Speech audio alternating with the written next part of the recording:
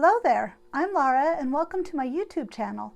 Today I've missed the last two Friday sews, so today is a Friday sews video and I'm really excited to be back talking with all of you about what's going on with my sewing world, what's going on a little bit with my regular world. So first I would like to say thanks to Jen and Jen's Sewing Room for the development of the Friday Sews community. That's been a really nice YouTube community. You guys are all wonderful. So probably first I would like to talk about what I'm working on sewing wise. I didn't get a whole lot of sewing done this last week. I keep saying a lot, but I did start, however, this jacket. It's Simplicity 9684. I am planning on doing the long size, and I was thinking about it today, and I'm not real sure how long that's going to be on me. It might be like to my ankles, so I might end up cutting a little bit off. It is in this lovely fleece that I got from Joann's. They still have lots of it, and my Joann's at least. It's rather thinner than I thought it would be. You can kind of see it's not a very thick fleece at all. But it'll be perfect for springtime and I can just throw it on. I'm making a size 20. I'm hoping that's not too big.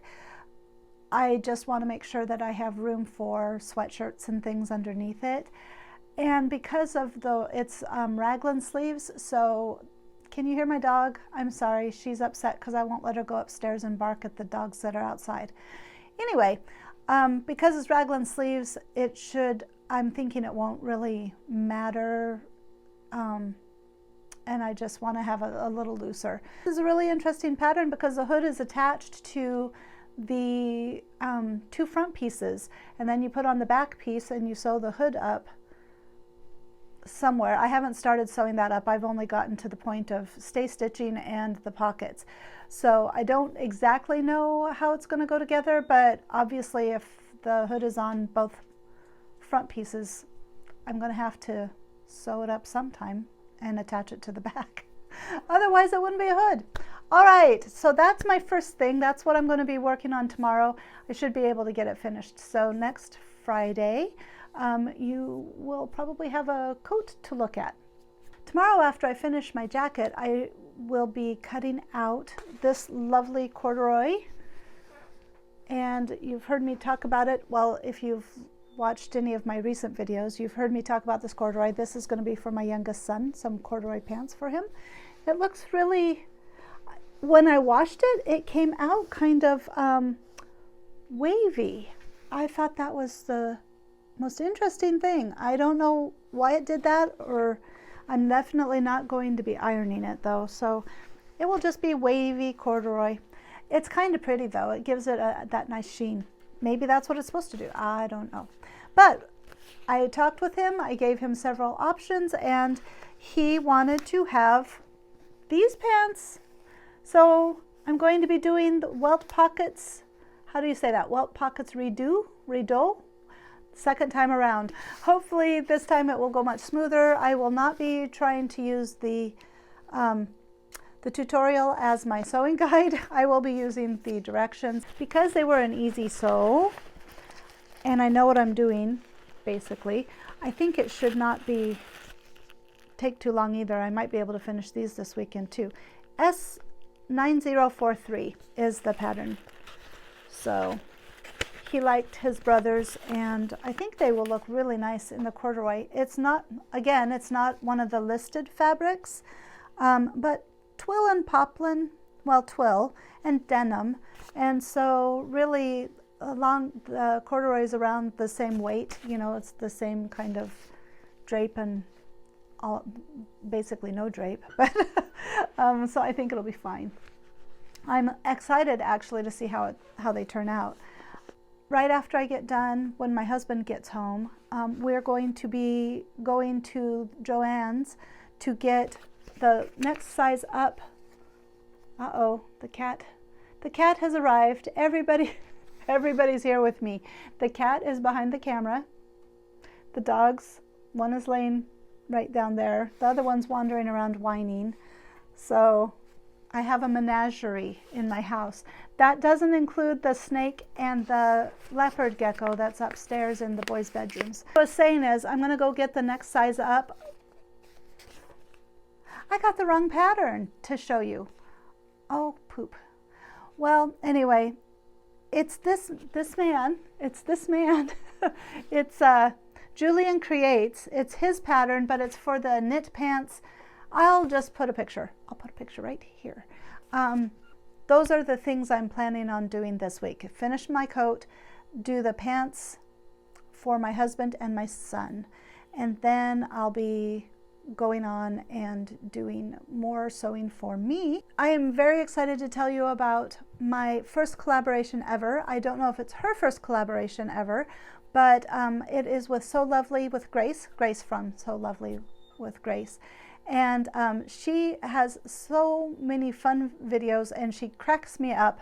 And she started YouTube a little bit before I started YouTube, and it's been fun to watch her channel grow. And so I'm just so excited. She's been a support for me, and so we agreed because of her. She likes lace and I like lace, so we're going to do a collaboration surrounding lace. And that will be coming sometime early April, I believe. Some of those Friday Sews questions I missed, but I was looking at them this morning, so I decided I'd answer both of them, the March last week's and then this week's, for the little bit of sewing life, I guess. But the question last week was, do you like scissors or do you use a rotary cutter? And I have to say I have mini scissors. I don't know if you can see them right back there, but these are my favorite scissors. And my hands get really tired, and these with the spring action, it just slides through. I don't have to put that much pressure on the scissors, and the pulling open part just makes my hands hurt. So my mom got me these very long time ago, and they're still going strong. They're Fiskars. I do sometimes use a rotary cutter, especially if it's straight cuts and I'm doing like patchwork stuff. I will get out the rotary cutters, but mostly if I'm cutting out clothing, I do my scissors, my favorites. The other Friday Sews question, coming up in a minute. I'll show you really quickly. This, I wanted to mention a long time ago, my sister-in-law, Robin, had given me this cute bag pattern. And I don't know if you can still get it. Sorry, there goes the dog again. But aren't those adorable? I would like to make one of these maybe for my mom, maybe next year for my mom's birthday.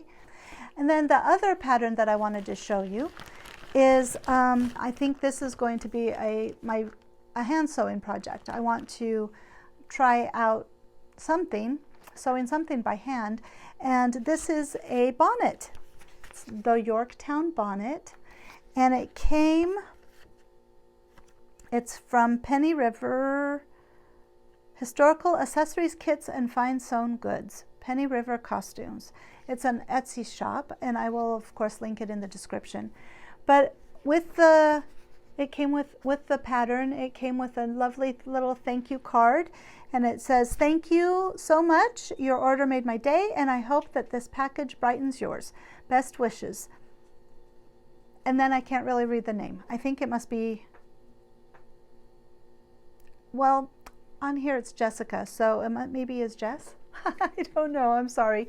I'm sorry, whoever you are, but I do really appreciate the card because it did brighten my day, and getting the bonnet was really exciting to me. So I'm gonna see, I haven't opened it up yet. I'm gonna see if there's a bigger picture. So what I'll do is I'll link down below with the Etsy shop. I will put the links for the two people One's Costuming Drama and the other one is Lady Rebecca Fashions, I think is the YouTube channel. They both did pattern testing for this bonnet, and so I will link their videos. Yeah, I'll link their videos down below, so if you want to go see what it looks like, you can do that.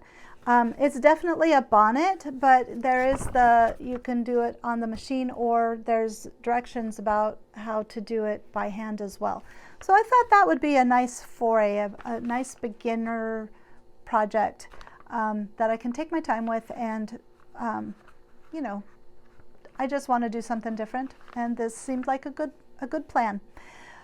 All right, the Yorktown Bonnet, by the way, is an 18th century bonnet appropriate for impressions dating 1760 to 1800.